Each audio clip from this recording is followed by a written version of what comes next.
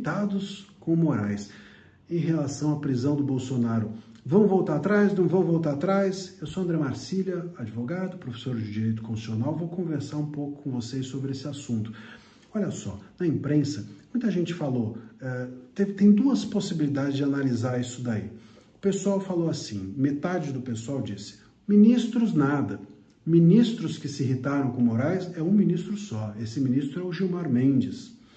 Bom, outros disseram, e eu me filio talvez um pouco mais a essa segunda opção, disseram assim, ministro significa uma ala que está tentando desembarcar, uma ala mais branda do STF, que não faz parte desse núcleo duro, e talvez pense ou comece a pensar em desembarcar do governo, eu ia dizer do governo, mas é uma espécie de governo do STF, desembarcar no sentido de apoiar as medidas agressivas do ministro Moraes. Seja como for, há um racha no STF. Veja, se os ministros, se a imprensa divulgou esses ministros e esse ministro é o Gilmar, o núcleo duro está rachado, porque tem um núcleo duro que governa o STF e o país.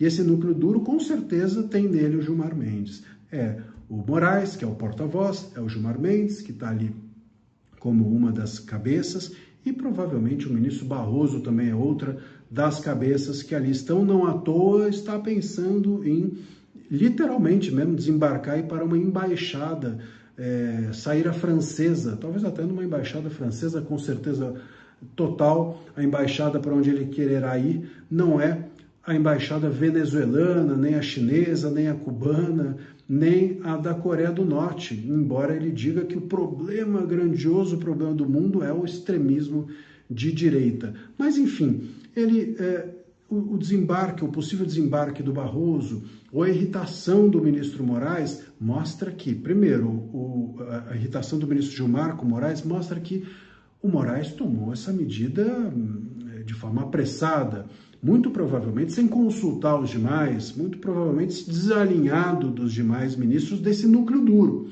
E se isso aconteceu, fica claro que o Moraes começa a tomar um puxão de orelha dos seus pares. Há uma rachadura ali e talvez isso possa isolar o ministro Moraes ainda mais. Depois, o ministro Gilmar Mendes veio a público dizendo que não havia racha nenhum, que estava todo mundo apoiando o Moraes.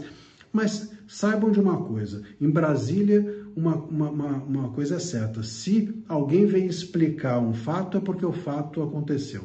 Né? Ninguém explica o fato que é mentiroso, ninguém explica o fato que não existe. Se vier explicar, porque aí tem coisa. E esse me parece ser um ponto importante. Se há um racha nesse núcleo duro, o Barroso querendo ir embora, o Gilmar irritado, o Moraes começa a ficar ali com a orelha vermelha, começa a ficar periclitante a situação dele dentro desse núcleo duro. Se esses ministros que se irritaram não pertencem a esse grupo, mas sim a um grupo mais brando do STF, nós temos ali ministros claramente querendo dizer, olha Moraes, nós não estamos a fim de apoiar mais você, nós não vamos dar a você a unanimidade do STF. E querendo com isso, como saiu na imprensa, noticiar, querendo que a gente saiba, que o povo saiba, que esses ministros dessa ala mais branda não estão apoiando e talvez iniciem um desembarque. Seja o núcleo duro rachado, seja a ala branda rachando, tem uma rachadura. E essa rachadura pode ser bastante relevante, tanto no sentido de, em algum momento, o STF dar uma carta branca ao Congresso, dizendo, Congresso, siga aí, vai com anistia, impeachment, a gente não vai fazer nada de concreto, mas a gente vai deixar fazer.